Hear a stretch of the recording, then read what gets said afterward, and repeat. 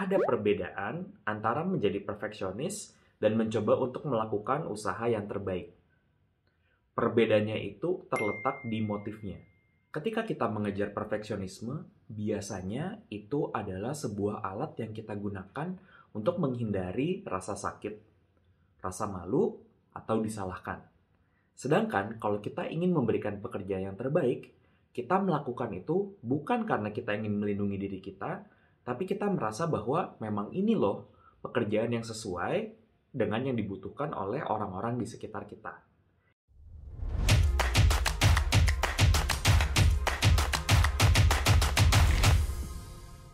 Hai folks, gue Vicario, seorang Strategic Project Manager in Tech yang suka bikin konten tentang personal development.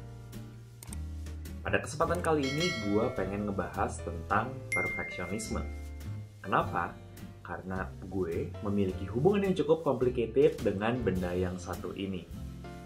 Di satu sisi, perfeksionisme bikin gue bisa untuk bikin pekerjaan dengan kualitas yang oke banget. Tapi di lain sisi, ini kadang-kadang menyiksa juga karena gue jadi lembur dan ternyata berdampak juga ke stres. Sebuah meta-analisis dari 284 studi menemukan bahwa perfeksionisme dalam tingkat tinggi ternyata berkorelasi dengan depresi, anxiety, eating disorder, self-harm, dan juga obsessive-compulsive disorder. Gak cuma itu, ternyata perfeksionisme bisa bikin orang kecapean, stres, sakit kepala, dan bahkan insomnia. Ketika gue menyadari riset tersebut, gue semakin sadar bahwa gue perlu nih untuk berteman dan memiliki hubungan yang baik dengan perfeksionisme. Yuk, kita bahas tentang 5 step untuk berteman dengan perfeksionisme.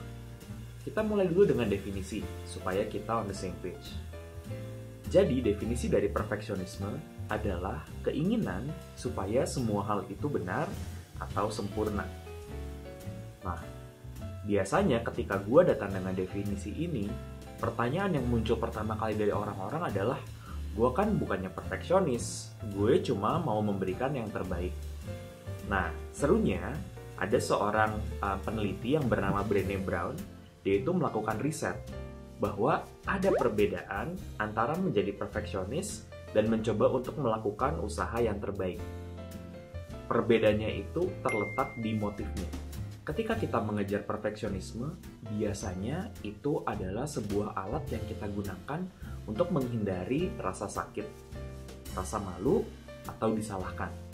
Sedangkan kalau kita ingin memberikan pekerjaan yang terbaik, kita melakukan itu bukan karena kita ingin melindungi diri kita, tapi kita merasa bahwa memang ini loh pekerjaan yang sesuai dengan yang dibutuhkan oleh orang-orang di sekitar kita.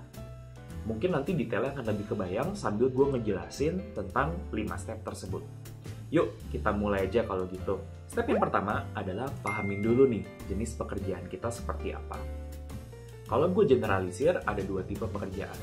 Pertama, pekerjaan yang memang harus sempurna. Yang kedua, pekerjaan yang sebenarnya standar kualitasnya agak-agak bisa diperdebatkan.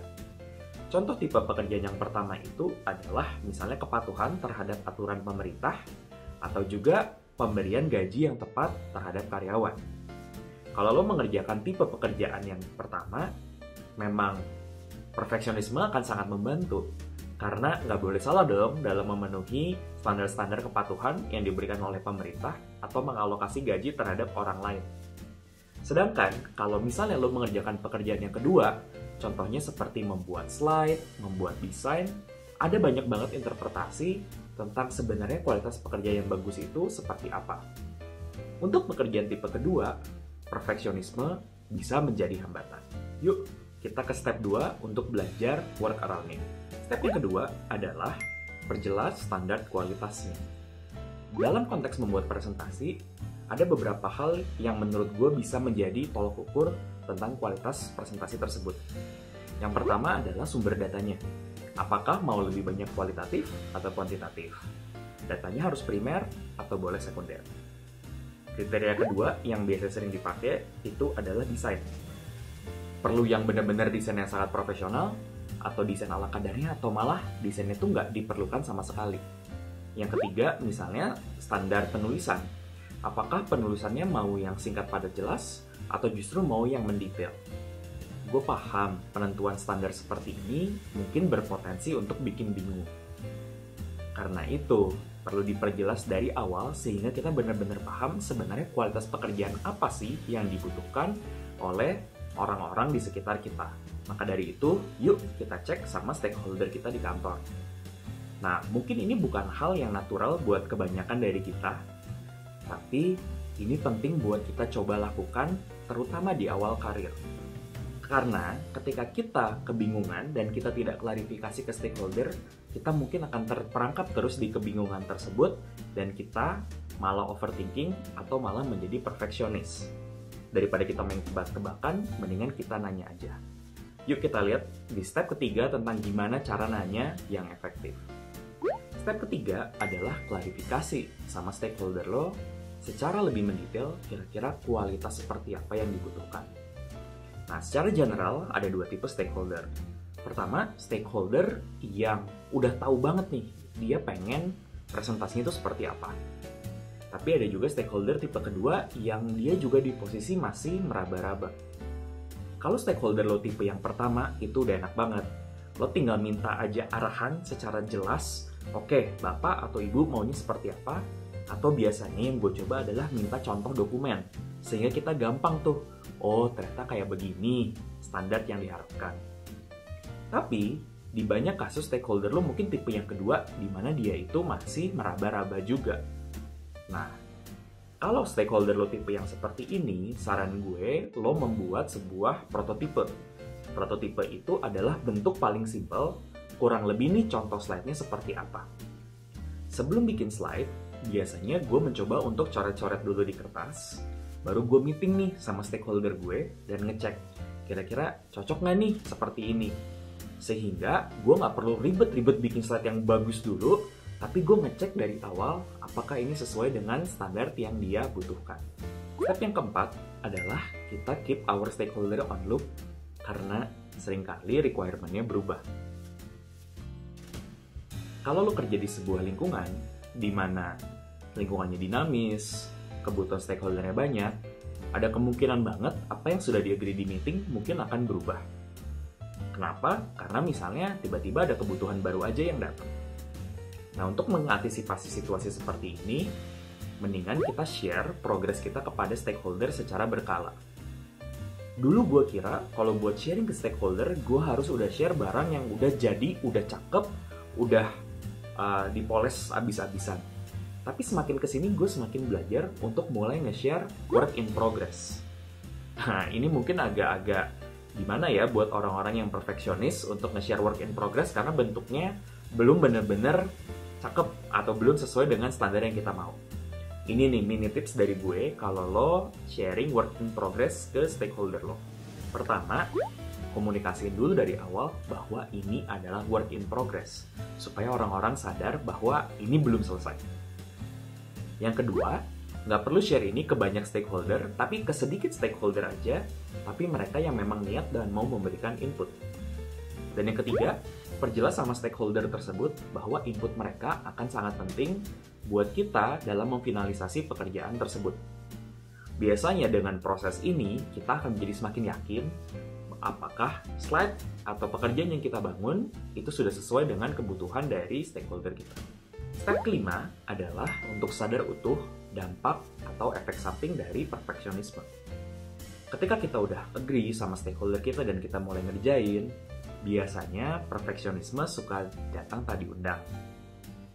Di momen seperti ini, penting banget buat kita sadar utuh sebenarnya apa nih yang jadi kita nggak bisa lakukan kalau kita mengejar perfeksionisme kita.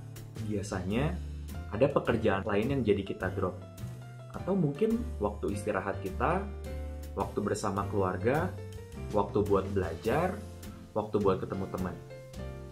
Nah, setelah kita lihat apa konsekuensi kita untuk mengejar perfeksionisme, kita bandingin. Kira-kira worth it nggak ya gue untuk menjadi perfeksionis di project ini? Di beberapa kasus itu worth it. Kenapa? Biarpun banyak orang yang bilang bahwa karir itu seperti maraton, di mana kita melihat permainan jangka panjang, di beberapa titik di dalam karir kita itu adalah sprint, di mana kita punya waktu yang terbatas untuk memberikan hasil pekerjaan yang sesuai.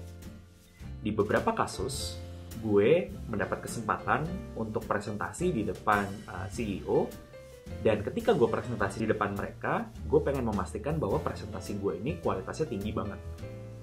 Tapi itu cuma 10% dari presentasi yang biasa gue berikan. Di 90% kesempatan lainnya, nggak perlu kok sesempurna itu, asalkan cukup bagus untuk diterima oleh stakeholder gue lainnya. Yuk, kita rekap dulu. Apa sih 5 step yang bisa kita lakukan untuk menghadapi perfeksionisme? Pertama, sadari dulu nih, pekerjaannya membutuhkan kita untuk perfeksionis atau enggak. Yang kedua adalah perjelas lagi standar kualitasnya seperti apa. Yang ketiga, klarifikasi sama stakeholder kalau masih belum jelas. Yang keempat, cek secara berkala sama stakeholder kita. Yang kelima, sadar utuh konsekuensi dari perfeksionisme. Perfeksionisme, seperti hal-hal lainnya, itu adalah kebiasaan yang mungkin sudah lama kita pupuk, sehingga kita butuh waktu untuk mengubah kebiasaan tersebut menjadi kebiasaan baru. Salah satu hal yang buat gue challenging juga, terutama di awal karir, adalah ketika gue sering merasa bahwa gue itu nggak good enough. Kalau lo juga suka merasa demikian, gue ada video yang bisa lo tonton untuk menavigasi situasi di mana lo nggak ngerasa good enough. Sampai ketemu di video selanjutnya.